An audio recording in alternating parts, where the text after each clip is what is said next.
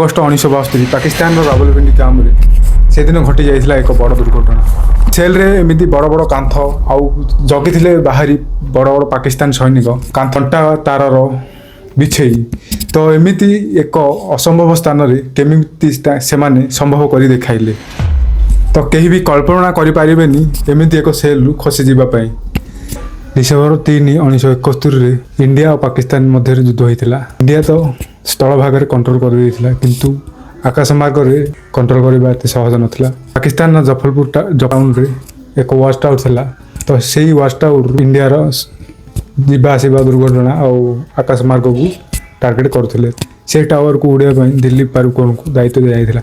କାମ ଏତେ ସହଜ ନଥିଲା, ଦେଶ ପାଇଁ କରିବା ପାଇଁ ବାଧ୍ୟ ହୋଇଯାଇଥିଲା। 10 ଡିସେମ୍ବର 1971ରେ ସୁଖୋଇ ପାଇଲଟରେ ଉଡ଼ାନ ଭରିଲେ ଆଉ ପାକିସ୍ତାନ ଆକାଶରେ ଯାଇ ପହଞ୍ଚିଲେ, କିନ୍ତୁ ଆଣ୍ଟିଗଲ୍ ମିସାଇଲ୍କୁ ଗୁଳିମାଳ କରିବାକୁ ଆରମ୍ଭ କଲା। ତ କିଛି ସମୟ ପରେ ସେ ନିଜେ ଇଜେକ୍ଟ ହୋଇ ତଳକୁ ଆସିଗଲେ। ତାଙ୍କ ଭାଗ୍ୟ ଏତେ ଖରାପ ଥିଲା ଯେ ତଳେ ବି ସୁରକ୍ଷିତ ନଥିଲେ। ତଳକୁ ତ ସେଫ୍ରେ ଆସିଲେ, କିନ୍ତୁ ସେଠିକାର ଲୋକାଲ ଲୋକ ପାକିସ୍ତାନର ତାଙ୍କୁ ମାଡ଼ ମାରି ବସ୍ ନେଇ ଯାଇଥିଲେ। ସେହି ସମୟରେ ସେଠିକାର ପାକିସ୍ତାନ ଫୋର୍ସରୁ କିଛି ଆସି ତାଙ୍କୁ ସେଠୁ ଉଦ୍ଧାର କରି ନେଇଯାଇଥିଲେ ଆଉ ସେଠିକାର ଲୋକମାନଙ୍କୁ କହିଥିଲେ ଯେ ଇଏ ଆମକୁ ଜୀବିତ ଦରକାର, ମାରିଦେଲେ କିଛି ହେବନି, ଆମକୁ ଜୀବିତ ବହୁତ କାମରେ ଆସିବ। ତ ସେଠୁ ନେଇଗଲେ। ପାରୁକଲ ଯେତେବେଳେ ଆଖି ଖୋଲିଲେ ସେ ନିଜେ ଏକ ଅନ୍ଧାରୀ କୋଠରୀ ଭିତରେ ପାଇଲେ। ତାଙ୍କ ପାଖରେ ଗୋଟେ ଠିଆ ହେଇଛନ୍ତି ସୈନିକ କାଗଜ ପେନସିଲ ଦେଲେ, କହିଲେ ଯେ ଆଡମ୍ବର ଏଇ ବେଶର ଗୋଟେ ମାନଚିତ୍ର ବନା। ପ୍ରଥମେ ସେ ତ ମନା କରିଥିଲେ। କିଛି ସମୟ ତାଙ୍କୁ ପ୍ରେସର ଆଉ ଦଣ୍ଡ ଦେଇ ନିର୍ଯାତନା ଦେଲା ପରେ ସେ ଚିତ୍ର ଅଙ୍କନ କରିଥିଲେ। ପାକିସ୍ତାନ ଖୁସି ହେଇ ଚାଲିଗଲା। କିଛି ସମୟ ପରେ ପୁଣି ରିଟର୍ନ ହେଇ ଆସିଲା। କୋଉଥିର ମ୍ୟାପ୍ ବନଉଛୁ, ଗାଳିଗଲା ଆଉ ଦଣ୍ଡ ଦେଲା। ଆକ୍ଚୁଆଲି ବନାଇଥିଲା ମୁମ୍ବାଇର ଏୟାରପୋର୍ଟର ମାନଚିତ୍ର। ସେଥିପାଇଁ ତାଙ୍କୁ ଏକ ଦଣ୍ଡ ଦିଆଗଲା କି ରାତି ନ ଖାଇ ନ ପିଇ ଗୋଟେ କଣେ ଠିଆ ହେବା ପାଇଁ। ତା ସହିତ ଗୋଟେ ଗାର୍ଡ଼କୁ ବି ପାକିସ୍ତାନ ଗାର୍ଡ଼କୁ ବି ତାଙ୍କ ସହିତ ଜଗେଇ ଦିଆଗଲା। ଗାର୍ଡ଼ ବହୁତ ଭଲ ଥିବାରୁ ଗାର୍ଡ଼ ପାରୁକଲକୁ କହିଲା ତମେ ତଳେ ବସି ପଡ଼ କିଛି ସମୟ ସକାଳ ପର୍ଯ୍ୟନ୍ତ, ଯଦି ମଝିରେ କେହି ଆସିବେ ମୁଁ ଆପଣଙ୍କୁ ଖାସିବି, ଆପଣ ଠିଆ ହେଇଯିବେ। ତ ଏମିତି ରାତି ବିତିଗଲା, ଦିନ ବିତିଗଲା, ଏମିତି କେତେ ଦିନ ବିତିଗଲା। କିଛି ଦିନ ପରେ ପାରୁକଲକୁ ରାୱଲପିଣ୍ଡିର POW କ୍ୟାମ୍ପକୁ ନେଇଗଲା, ଯେଉଁଥିରେ କି ଭାରତର 12 ଜଣ ସୈନିକ IAF ସୈନିକ ବନ୍ଦୀ ଥିଲେ। ପାରୁକଲକୁ ଯେତିକି ଦଣ୍ଡ ଆଉ ନିର୍ଯାତନା ଦିଆଯାଇଛି ସେ 12 ଜଣଙ୍କୁ ମଧ୍ୟ ସେମିତି ପାଇଥିଲେ ଆଗରୁ। ତ କିଛି ସମୟ ବିତିଗଲା। କ୍ୟାମ୍ପ ଇନଚାର୍ଜ ଉସ୍ମତ ହମିଦ, ସିଏ ଜଣେ କ୍ୟାମ୍ପ ଇନଚାର୍ଜ ଥିଲେ। ସେ ଇଣ୍ଡିଆନ ସୈନିକକୁ ବହୁତ ଭଲ ସମ୍ମାନର ସହିତ ବ୍ୟବହାର କରୁଥିଲେ। ତାଙ୍କର ଏହି ବ୍ୟବହାରକୁ ପାକିସ୍ତାନ କିଛି ସୈନିକ ଘୃଣା କରୁଥିଲେ। ସେ ପାରୁକଲକୁ କିଛି ଗୋଟେ କେସେଟ୍ ଆଉ ଗୋଟେ ମ୍ୟାପ୍ ଦେଇଥିଲେ। 30 ଡିସେମ୍ବର 1971ରେ ରାୱଲପିଣ୍ଡି କ୍ୟାମ୍ପକୁ ଏକ ଖବର ଆସିଲା ଯେ ଢାକାରେ ପାକିସ୍ତାନ ସୈନିକ ଆତ୍ମସମର୍ପଣ କରିଛନ୍ତି ଆଉ 93,000 ସୈନିକର ଇଣ୍ଡିଆ ସୈନିକ କବ୍ଜାରେ ଅଛନ୍ତି। ସେ ଖବର ଶୁଣି ଇଣ୍ଡିଆ 12 ଜଣ ସୈନିକ ଥିଲେ, ସେମାନେ ବହୁତ ଖୁସି ହୋଇଯାଇଥିଲେ। ଭାବିଲେ ଆମେ ଏଠୁ ରିଲିଜ୍ ହେବା ଆଉ ବେଶୀ ଦିନ ଲାଗିବନି। ସମସ୍ତେ ବହୁତ ଖୁସିରେ ଖେଳ ଲହରି ଯାଇଥିଲା। କିନ୍ତୁ ପାରୁକଲଙ୍କ ମନରେ ଆଉ ଏକ ଖେଳ ଚାଲିଥିଲା। ତ ସେ ନିଜେ ଭାବୁଥିଲେ ଯେ ଏଠୁ ଆମେ ଯିବା ଏତେ ସହଜ ନୁହେଁ। କେମିତି ଯିବେ ମନେ ମନେ ଭାବୁଥିଲେ ନିଜ ପ୍ଲାନ୍ରେ କି ସୈନିକ ଅଦଳ ବଦଳରେ ବହୁତ ସମୟ ହେବ। ସେଥିପାଇଁ ସେ ନିଜେ ପ୍ଲାନ୍ ଚିନ୍ତା କରିଥିଲେ ଏଠୁ ମୁଁ ନିଜେ କେମିତି ଖସିକି ଯିବି। ତ କିଛି ଦିନ ବିତିଗଲା, କିଛି ସପ୍ତାହ ବିତିଗଲା। ପାରୁକଲ 12 ଜଣ ସାଙ୍ଗ ସହ ମିଶି କିଛି ଯୋଜନା ବନାଇବାକୁ କହିଥିଲେ। ତ ପ୍ରଥମ ଥର ତ କିଏ ଧ୍ୟାନ ଦେଇନଥିଲେ, କିନ୍ତୁ ତାପରେ ପାରୁକଲ ଭାବିଲେ ଯେ ନିଜେ ତ ଟଏଲେଟ୍ ଯିବା ସମୟରେ ତାଙ୍କ ସହିତ ଗୋଟେ ଗାର୍ଡ଼ ବି ଯାଏ। ଗାର୍ଡ଼ଠୁ ବନ୍ଧୁକ ଛଡ଼ି ହତ୍ୟା କରି ସେଠୁ ଖସିଯିବା ପାଇଁ। କିନ୍ତୁ ଏହି ପ୍ଲାନ୍ ଏତେ ସହଜ ନଥିଲା, ସେଥିପାଇଁ ସେ ପ୍ଲାନ୍ ଡ୍ରପ୍ ଆଉଟ୍ କରିଦେଇଥିଲେ। ପରବର୍ତ୍ତୀ ସମୟରେ ପୁଣି ତାଙ୍କ ସାଙ୍ଗ ସହ କଥାବାର୍ତ୍ତା ହେଇଥିଲେ। ତ ସେଥି ମଧ୍ୟରୁ 2 ଜଣ ସାଙ୍ଗ ରାଜି ହୋଇଥିଲେ, MS ଗ୍ରେୱାଲ ଆଉ ହରି ସିଂ। ଏହି 3 ଜଣ ମିଶି ରାତାରାତି ମ୍ୟାପ୍ ଆଉ ରୋଡ଼ ରାତାରାତି ସବୁଦିନ ଦେଖୁଥିଲେ। ରାତି 12ରୁ 3ଟା ପର୍ଯ୍ୟନ୍ତ ଏମିତି ସବୁଦିନ ଦେଖୁଥିଲେ। କିଛି ଦିନ ବିତିଗଲା। ବିତିଗଲା ପରେ ତାଙ୍କର ପ୍ଲାନ୍ ଥିଲା ଯେ ଗୋଟେ ଭଲ ସେଲ୍ରେ ରହିବା ପାଇଁ। ତ ସେ ଖୋଜୁ କାନ୍ଥ ପାଖରେ ଥିବା ଗୋଟେ ସେଲ୍, 4 ନମ୍ବର ସେଲ୍, ସେଠିକି ଗଲେ ସେ ସେଠୁ ବାହାରିବା ସମ୍ଭବ ହେଇଯିବ, ତାଙ୍କ ପ୍ଲାନ୍ ସକ୍ସେସ୍ ହେଇଯିବ। ତ 4 ନମ୍ବର ସେଲ୍ ଯିବା ଏତେ ସହଜ ନଥିଲା, କିନ୍ତୁ ପାରୁକଲ ପାକିସ୍ତାନ ସୈନିକ ସହିତ ଏତେ ଭଲରେ ସମ୍ପର୍କ ଗଢ଼ିଥିଲେ ଯେ ତାଙ୍କୁ ଏପଟ ସେପଟ କରି 4 ନମ୍ବର ସେଲ୍କୁ ନିଆଗଲା। ତ 3 ଜଣ 4 ନମ୍ବର ସେଲ୍କୁ ଗଲେ କିନ୍ତୁ ସେ 4 ନମ୍ବର ସେଲ୍ର ଆଗରୁ ଜଣେ ଭାରତୀୟ ଯବାନ ଥିଲେ ଶଙ୍କର ଚାଟି। 3 ଜଣ ମିଶନରେ ଭାଗ ନେବାକୁ ଚାହୁଁନଥିଲେ କିନ୍ତୁ ତାଙ୍କୁ ସାହାଯ୍ୟ କରିବାକୁ ଚାହୁଁଥିଲେ। 18 ଇଞ୍ଚର କାନ୍ଥ କେମିତି ଖୋଳିବେ ତ ଏମିତି ସେମିତି କରି ଗୋଟେ କଇଁଚି ଆଉ ଗୋଟେ ସ୍କ୍ରୁଡ୍ରାଇଭର ଚୋରେଇ ଆଣିଥିଲେ। ବାହାରୁ କାମ ଆରମ୍ଭ କରୁଥିଲେ, କାନ୍ଥ ଖୋଲୁଥିଲେ, ସିମେଣ୍ଟରେ ଯେତିକି ଅଳିଆ ଆବର୍ଜନା ଆସିବ ବେଡ଼ ତଳେ ଲୁକେଇ ଦେଉଥିଲେ। ତ ଏମିତି କେତେ ଦିନ ଚାଲିଲା। ତ ଦିନେ କ'ଣ ହେଇଛି ଧରା ପଡ଼ିଯାଇଥାନ୍ତା। ଦିନେ ପାକିସ୍ତାନ ସୈନିକ ସେଲ୍ ପଛରୁ ଦେଖୁଥିଲା ଯେ 3 ଜଣ ଯବାନ ଶୋଇଛନ୍ତି ଆଉ ଜଣେ ଫେରାର ଅଛି। ସେ ଦୌଡ଼ି ଯାଇ ଇନଚାର୍ଜକୁ କହି ଧରି ଆସିଲା। ହରିଶ ସିଂ MS ହରିଶ ସିଂ ଖୋଳୁଥିଲେ, ସେ ନିଜେ ଆସି ବେଡ଼ ଉପରେ ଶୋଇପଡ଼ିଲେ। ତ ଯେତେବେଳେ ପାକିସ୍ତାନୀ ସୈନିକ ଇନଚାର୍ଜ ଧରି ଆସିଲା ଦେଖିଲା ଯେ 4 ଜଣ ଯାକ ଅଛନ୍ତି ସେଲ୍ ଭିତରେ। ତ ପାକିସ୍ତାନ ସୈନିକକୁ ପାକିସ୍ତାନ ଇନଚାର୍ଜ କିଛି ଗାଳି ଆଉ ଗୁଲଜ ଆଉ କିଛି ଦଣ୍ଡ ବି ଦେଇଥିଲେ। ତ ଏମିତି କିଛି ଦିନ ବିତିଗଲା।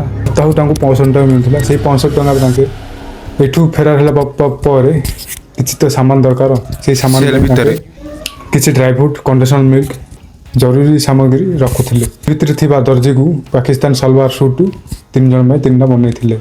ଜେଲରୁ ଗଲା ପରେ ଏଇଟା ସାହାଯ୍ୟ କରିବ ଯେ ଏ ସଲୱାର ପିନ୍ଧିଲେ ପାକିସ୍ତାନର ଲୋକ ଭାବିବେ ଯେ ଇଏ ପାକିସ୍ତାନ ନାଗରିକ ବୋଲି। ତ ଏମିତି କିଛି ଦିନ ବିତିଗଲା। ଇଟା ସବୁ ବାହାରିଗଲା। ଲାଷ୍ଟକୁ କିଛି ଯେଉଁ ସିମେଣ୍ଟର ପ୍ଲାଷ୍ଟର ଥିଲା ସେତିକି ଛାଡ଼ି ଦେଇଥିଲେ। ଯେଉଁଦିନ ଯିବେ ଆଙ୍କେ ସେଦିନ ଭାଙ୍ଗିକି ଆରାମରେ ଯାଇପାରିବେ।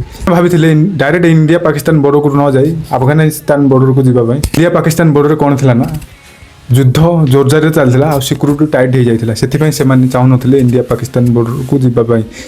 ତ ଯିବା ପାଇଁ ପୁରା ରାସ୍ତା ବ୍ୟବସ୍ଥା ହେଇଯାଇଥିଲା। ଗୋଟେ ଦିନ ରାତିରେ ଏମିତି ଝଡ଼ ତୋଫାନ ଆସିଲା ଯେ ସେଦିନ ହିଁ ତାଙ୍କେ ଟ୍ରାଏ କଲେ ଯେ ଆଜି ହିଁ ଆମେ ଖସି ଚାଲିଯିବା।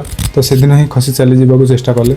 ତ ସେଦିନ କ'ଣ କଲେ, ଶଙ୍କର ଚାଟିକୁ ଜଣେ ପରେ ଜଣେ ଆଲିଙ୍ଗନ କରି ଗଳାରେ ଜଣେ ପରେ ଜଣେ ବାହାରି ଆସିଲେ। ତ ବାହାରି ଆସିଲା ପରେ ଦେଖିଲେ ଯେ ପାକିସ୍ତାନ ସୈନିକ ଜଣକ ଖଟ ଉପରେ ଶୋଇଛି, ଜୋର ନିଦରେ ଶୋଇଛି। ତ ବର୍ଷା ଯୋଗୁଁ କିଛି ଧରା ପଡ଼ିଲାନି। ଜଣେ ପରେ ଜଣେ କାନ୍ଥ ପାଖକୁ ଗଲେ ଆଉ କପଡ଼ାରେ ରସି ତିଆରି କରି କାନ୍ଥରେ ଥିବା ଲୁହା ଜାଲିକୁ ଫସାଇ ଦେଲେ। ଆଉ ଜଣେ ପରେ ଜଣେ ଦିଲ୍ଲୀପ ପାର୍ଗ ଆଉ ସିଂ ତାପରେ ଜଣେ ପରେ ଜଣେ 3 ଜଣ ବାହାରକୁ ଚାଲିଗଲେ। ତ ବାହାରକୁ ଗଲା ପରେ ତାଙ୍କ ଭାଗ୍ୟ ଭଲ ଥିଲା ଯେ ଡାଇରେକ୍ଟ ବସଷ୍ଟାଣ୍ଡକୁ ପହଞ୍ଚିଗଲେ। ତ ବସଷ୍ଟାଣ୍ଡରୁ ସିଧା ବସ୍ ଧରି ସକାଳ 6ରେ ଲଣ୍ଡିକୋଟାରେ ପହଞ୍ଚି ଯାଇଥିଲେ। ତ ଲଣ୍ଡିକୋଟାରେ କେହି ଚିହ୍ନିଦେବ ବୋଲି ତାଙ୍କେ ମେଡ଼ିକାଲ ବା କୁରାନ୍ ପଢ଼ିବା ପାଇଁ କହିବେ, ନାହିଁ ତ ମେଡ଼ିକାଲ ଟେଷ୍ଟ ଧରା ପଡ଼ିଯିବେ ବୋଲି ତାଙ୍କେ ନିଜକୁ ଖ୍ରୀଷ୍ଟିଆନ ବୋଲି ପରିଚୟ ଦେବେ ବୋଲି 3 ଜଣ କଥା ହେଲେ। ତ ସେଠୁ ବସ୍ ଧରି ଦିନ 11ଟାରେ ପହଞ୍ଚିଗଲେ ଗୋରଖାନ ବର୍ଡର। ଏପଟେ ଦିନ 11ଟାରେ ରାୱଲପିଣ୍ଡିରେ ହଲଚଲ ମଚି ଯାଇଛି। ନା କାରଣ 3 ଜଣ ଯବାନ ଫେରାର ହୋଇଯାଇଛନ୍ତି ବୋଲି ସମସ୍ତେ ସୈନିକ ପାକିସ୍ତାନ ସୈନିକ ଜାଣି ଦେଇଛନ୍ତି। ତ କିଛି ସୈନିକ ବ୍ୟବସ୍ଥା କଲେ ଯେ ଶଙ୍କର ଚାଟି ମଧ୍ୟ ଏହି ପ୍ଲାନ୍ରେ ତାଙ୍କୁ ଫେରାର କରିବା ସାହାଯ୍ୟ ଅଛି। କିଛି ସୈନିକ କଥାବାର୍ତ୍ତା ହେଲେ ଯେ ଶଙ୍କର ଚାଟିକୁ ଗୁଳି କରି ମାରିଦେବା ଆଉ ସିନିୟର ଅଫିସରକୁ କହିବା ଯେ ସେ ମଧ୍ୟ ଫେରାର ହେବା ପାଇଁ ଚେଷ୍ଟା କରୁଥିଲା।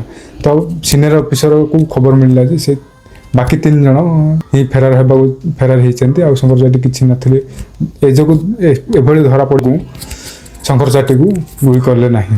ବର୍ଡର ପହଞ୍ଚିଲା ପରେ ଭାବିଲେ ଯେ ଲାଣ୍ଡିଖାନା ରେଲୱେ ଷ୍ଟେସନ କେମିତି ଯିବେ। ତ ସେଠୁ ଆଫଗାନିସ୍ତାନ ବର୍ଡରକୁ କିଛି କିଲୋମିଟର ଦୂର ରହିବ। ତ ଲାଣ୍ଡିଖାନା ଯିବେ କେମିତି।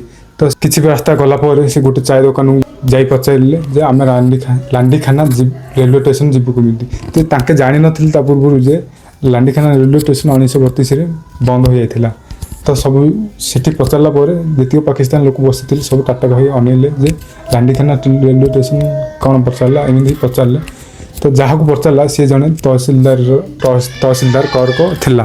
ତ ସିଏ ପଚାରିଲା ଯେ ତମମାନେ କିଏ, କାହିଁକି ଲାଣ୍ଡିଖାନା ରେଲୱେ ଷ୍ଟେସନ ଯିବାକୁ ଚାହୁଁଛୁ। ତ ତାଙ୍କ କହିଲେ ଆମେ ପାକିସ୍ତାନୀ ବାୟୁସେନା, ତ ଆମେ ଛୁଟିରେ ଆସୁଛୁ, ତ ଏମିତି ବୁଲାବୁଲି କରିବାକୁ ଆସୁଛୁ, ତ ସେଥିପାଇଁ ଯିବାକୁ ଚାହୁଁଛୁ। ତ ସେଥିମଧ୍ୟରୁ ଜଣେ କହିଲା ଯେ ଆପଣ କ'ଣ ବଙ୍ଗାଳୀ।